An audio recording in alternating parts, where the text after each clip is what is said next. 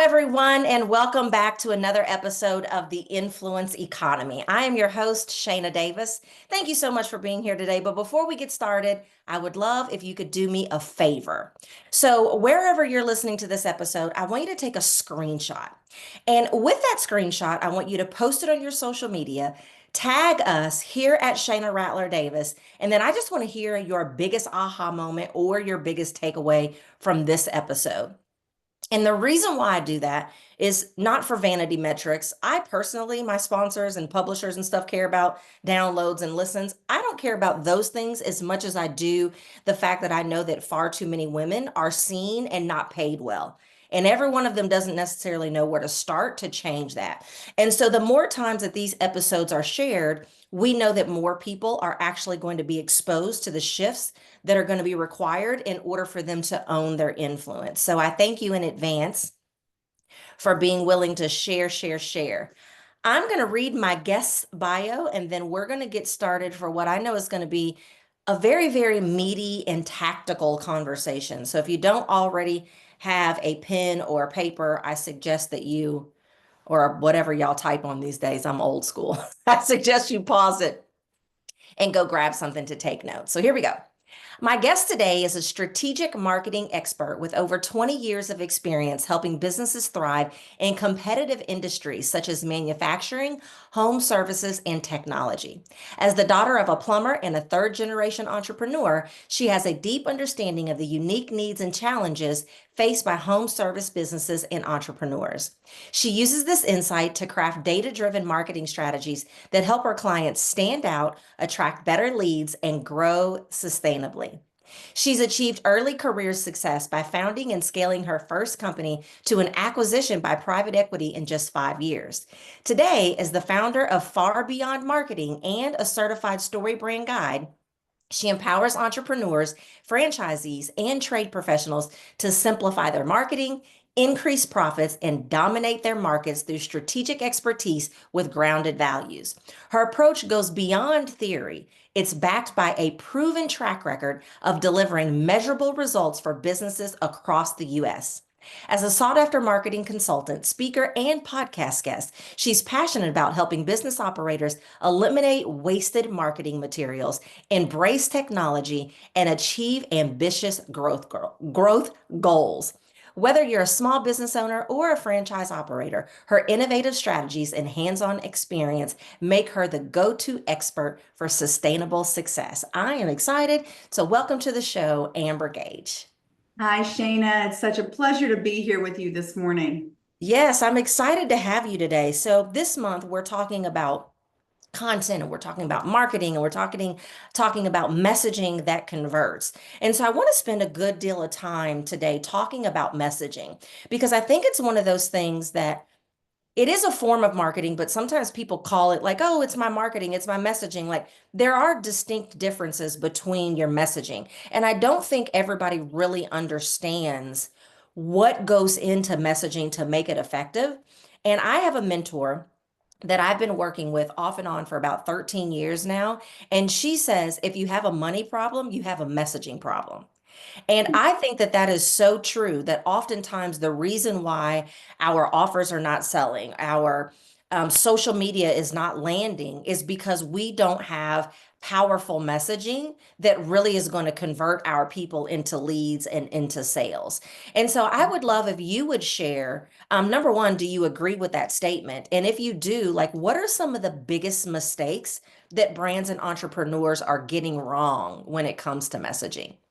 I do agree with that statement, and I believe that it's a key component that is frequently overlooked by far too many solopreneurs and entrepreneurs. We're so busy cultivating on what we do and how we do it that we forget to help other people understand why they need it. Mm. And there's plenty of room in the market for us to have a unique approach to business. But we have to be able to clearly enunciate what makes us unique in our market. So yes, I believe one of the things that we get wrong as business owners is we stop talking about our customer's problem and we too frequently talk about ourselves. A lot of brands lead with just that, their branding, when really they should be leading with questions and a servant leadership orientation to their marketing that says, How do you need help? And here's how I can help you solve your problems. And I say this all the time, and it bears repeating. I do believe that repetition is the mother of learning. So if this is not the first episode that you've listened to of mine, then you have heard me say this before. But again, it bears repeating, is that I believe that so often as the expert, when we're speaking about our customers and clients' problems, we're not wording it in a way that it's the problem that they recognize they have. That's right. And I believe that that is one of the, there's several components to messaging, but I believe that that might be one of the most important, that it has to be a problem that they recognize they have. And too often, I feel like we use cute messaging, we use clever messaging, but we don't use clear messaging. And the problem that we say they solve is not the wording that our customers or clients are using to describe their problem. Like, for example, I was at an event a couple of months ago, and the young lady said that her podcast helps people to thrive over 55. And I said, well, although the problems that you help them with could be described as thriving, I'm just curious. I wanted to say I don't think anybody is, but I didn't want to be mean. I said, I'm just curious. Is anyone laying in bed at night saying, if I could just thrive? I don't think that that's language that people are Right. using to describe their problem. And so I love that you said that. And I also love that you said, unless you're whatever it is that you're doing is just so futuristic, you're not going to be the only one in the marketplace that does what you do.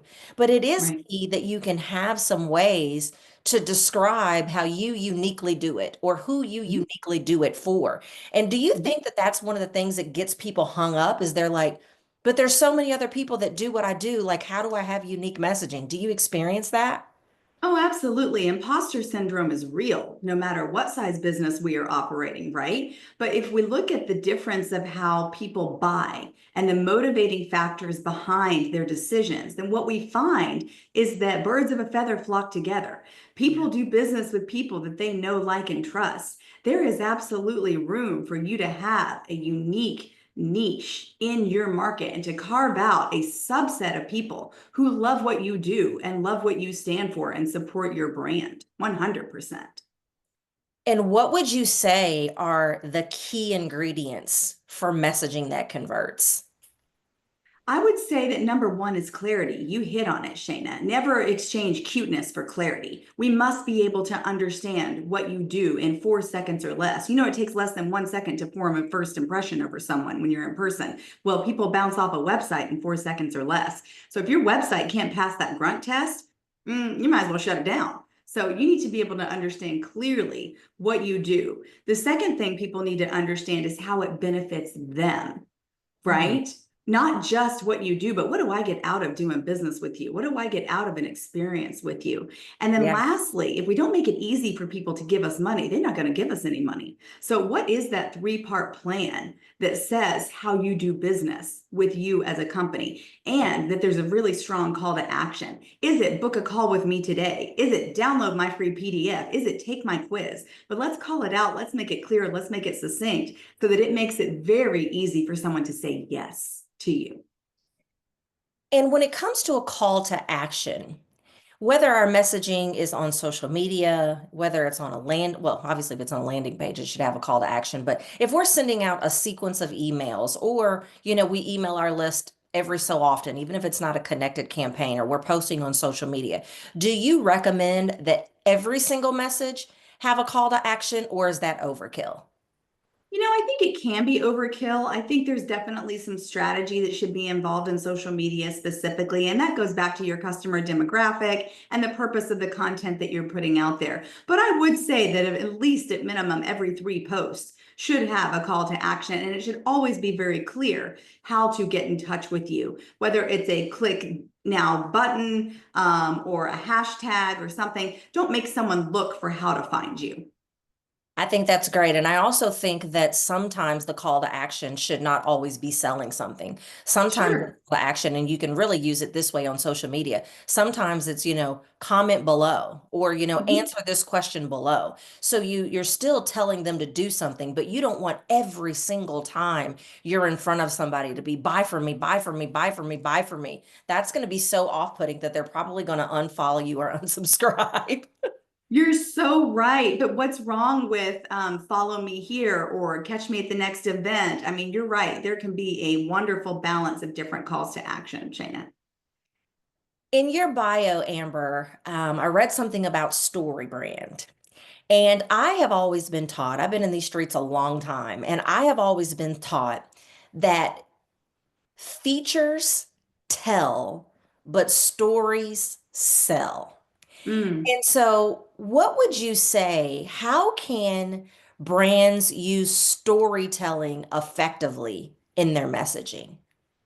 Well, storytelling is a sense-making device. The brain loves stories. Mhm. And I believe that a story will draw us in to a message faster than any other way that's out there. But a brand also has to make the story about the customer. So the customer needs to understand that they win when they are in association with the brand. If you're just telling a story about your business, you're losing people's attention right away. It doesn't matter if I'm talking about, my birth, my childhood, my college graduation, but you're already bored. What Yeah. matters is what my story brings to the table for you. I'm a third generation entrepreneur who understands how to grow a business. Do you want to grow your business? Let's talk. I'm not Yeah. the hero. You are. Yeah, that's so good. I also believe that there's opportunity because I believe every point deserves a story and every story deserves a point. And so Sure. one of the things that I recommend is that if you're teaching on a point and you don't have a personal story that relates to that point, think about the story of a client. Think about the story of a movie that people have likely seen. Think about a story of something that you experienced on your way to wherever it is that you're going or a billboard that you saw, and I think that that gives people the freedom to expand their mind as to what's possible for a story. Because I know I used to struggle with that. I used to think about like I'd spent all this time thinking about like what my story was and how it related, to what it is that I've been able to overcome and how I can teach people. But then when I started getting down into the nitty-gritty, I was like, but I don't have any personal stories to tell. And I was working with a coach one time and they were like, why do you only have a story at the end? I was like, because I can't think of anything else about my life that goes with this other stuff. And he looked at me for a second and you could tell he wanted to say, you dumb dumb. It's like, Don't you love just those coaches that we pay to tell us right. that we're dumb? I love those people. Correct. I know he wanted to say you dumb dumb. It would have been okay. I'm not easily offended. But he was Same. just like, Shayna, every story you tell does not have to be your life story. He was like, so do Yes. you think that those are the only kind of stories that exist in the world? Is your story of what you've been through? And I also thought, and this is a trap that I don't want the audience to fall into, is that it doesn't always have to be like a down by the river story. It doesn't always have to Mm. be because I felt like, oh, well, I haven't been through a lot of things like some other people have been through things. And I just had all of these blocks around what stories could be. And you're right, like stories are so essential to the messaging because I think that that's what people remember sometimes. Like people may not remember all of your teaching points, but if they can remember the story, they're probably more likely to remember the lesson it was that you were trying to tell about the story and like what they can do as a result of all that. 100%. If they can relate to the story, if they can see themselves in the story, if they can come up with their own story as a byproduct of the examples that you're giving, that's what matters. We're trying to cut through the clutter and the noise of over 11 million messages a day that people are receiving. It's content overload. We have to stay focused on what matters to them. I just want to give some context for what Amber just said.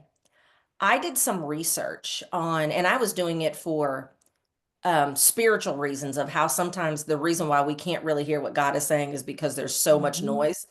But Mhm. but that, the article that I was doing and the research that I read was not talking about that at all. But just to give some context to what Amber just said, at the time of this recording, it is 2025. And she said that we're exposed to how many messages a day? Over 11 million. When I did this research back in 2017, which was not that long ago, the number was 11,000. Isn't that crazy? We were exposed to 11,000 messages. I don't know how many years ago that was because I'm a science major, not a math major. But less than 10 years ago, we were exposed to 11,000 messages a day. Now we're exposed to 11 million.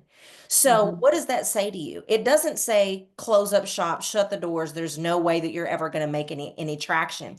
But what it does say is that you need to be listening to exactly what it is that Amber is teaching you to learn how your message can stand out amongst that 11 million. So we're going to take a quick break. And when we come back, I'm going to have Amber share some things that everyone can start doing today to make sure that they can stand out against that 11 million messages a day. We'll be right back. Ready to turn your influence into income? Take the Influence Growth Assessment. In just minutes, you'll uncover the next steps to grow your visibility, attract bigger opportunities, and boost your profitability. Visit myinfluencestyle.com to take the assessment today. A new era of success is waiting. Let's make it yours. All right, welcome back. So we're talking to Amber Gaige and we're talking about messaging that converts. She just shared with us before the break that there are 11 million messages a day that we're competing against. And I really want us to walk away from this episode of like knowing some things that everyone can do. And so, Amber, the bulk of my audience is entrepreneurs, but I also have women that listen to this episode that work for other companies. And messaging is equally important. Whether you are speaking with colleagues, whether you're making a presentation at work, you might be speaking on the behalf of your company. Messaging is applicable regardless of whether or not you're in business for yourself or whether you're working for someone else. And so I'm Mhm. curious what your advice would be of one quick messaging tweak that anyone can make right now to improve their conversions or read between the lines when I say conversion is not always because you're selling something. You want somebody to do something as a result of what you're talking about regardless of what your setting is. So what's one quick messaging tweak that anybody can make right now regardless of where they are in their journey? Focus on your customer's problem, Shayna. Rather than your brand name or what you bring to the table, call it out. If you have a product or service that solves a problem for a customer, I don't care if it's unclogging a drain or defluffing a puppy or picking up poop from a yard or mowing grass. Call out the problem that that customer is experiencing and then position your solution as their solution. Yeah. And so I would give you an exercise. I would say, I want you to go back and I want you to listen to the last message that you gave or the last message that you wrote, wherever it was. And I want you to do the sniff test. Does your Mhm. does your message smell like she just said it should smell? Now, literally she talked about poop. So I don't mean sniff test literally. Let's not do that. Let's not do Right. that. But go back and look at your messaging and see, like, am I describing the problem? Am I describing the problem in a way that they would describe the problem? If you don't know, then you need to go back to ground zero and you need to talk to some people who are potential clients, find out what words they use so that you can make sure that you're using those words, and then make sure that you're clearly describing. She said it earlier. When you're talking about the solution that you provide, make sure that you are clearly explaining what's in it for them and what they're going to experience if they take whatever call to action it is that you are asking them to take. Do the sniff test. Make sure it's not. If it isn't, go back and listen to some of the stuff that she said at the beginning of the episode, because the second question that I asked her are, what are some of the key ingredients? She told you what they were. If you forgot, pause, go back, listen again. That's the beauty of recordings. I love it, Shayna. You have such tangible advice for your audience. It's wonderful.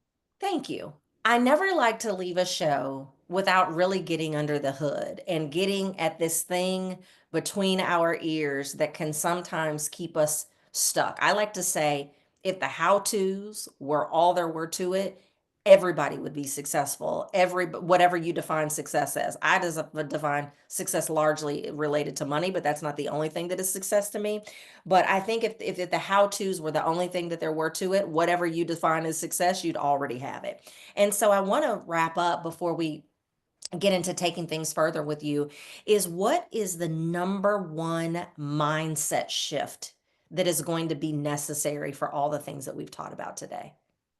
The number one mindset shift for me and my team that we live and breathe by every day is servant leadership. The reason that our company is called Far Beyond Marketing is that we want to be far above just marketing for our clients. And I believe that if we are empowering fellow entrepreneurs to go far above what the expectation is, then we can help other people rise up. So servant leadership in everything that you do, which also falls in line, Shayna, with what we've talked about in the messaging today, right? Talking about the customer, not talking about ourselves. So for me, servant leadership is at the core of everything. That's such a good one because it's such a great North Star for everything to point back to. People talk about like, what is your why? And, how your why will keep you going when you're lacking inspiration or when you want to give up or, all the things. And I think if the reason why you do what it is that you do to begin with is because you truly want to serve and you truly want to help, it's going to make everything that Amber has shared with you today so much easier and so much more attainable because your come from is I'm here to serve, I'm here to help. I have a motto and I say if I get up every day and chase money, I'm going to have to chase money because it's going to continue to run from me. If I get up Mm. every day with the mindset of who can I help, money's going to chase me. That is so beautifully said. And I think the great Zig Ziglar said something similar, Shayna, where he said, if you spend your time always helping someone else get what they want, you'll never have to worry about getting what you want. And it's very similar to what you just said. Yeah, that's so good. That's so good. So I appreciate you. You have shared so many nuggets here. You all need to go back and listen, listen, listen. But there's so much more that people can learn from you. And so if they want to follow you on social media, what handle do you want them to follow you at? Follow us at Far Beyond Marketing. That's where you can find us. We're on LinkedIn, we're on Instagram, we're on YouTube. You can download our free entrepreneurial kit, and you can get a copy of one of the chapters of my book, the Far Beyond Marketing Guidebook: How to Stop Being Duped by Bad Marketing. We'd love to help entrepreneurs grow. And how do they get those freebies? Is there a website that they should go to get those freebies? They should go to farbeyondmarketing.com. Perfect. Well, I'm going to make sure that the links to all of this is in the show notes so that all you have to do is click it. But share, share, share this with every business owner. My show is primarily for women. That's who I'm talking to. But everybody who's in business, everybody who works somewhere, everybody who opens their mouth is messaging. Everyone who opens their mouth is marketing something. Marketing is what gets you known. So share, share, share this episode far and wide. Amber, thank you so much for being here today. I know that this episode is going to be a hit, and I pray that everyone will go back and listen to previous and future episodes as well. Everyone, have a good day. Bye bye.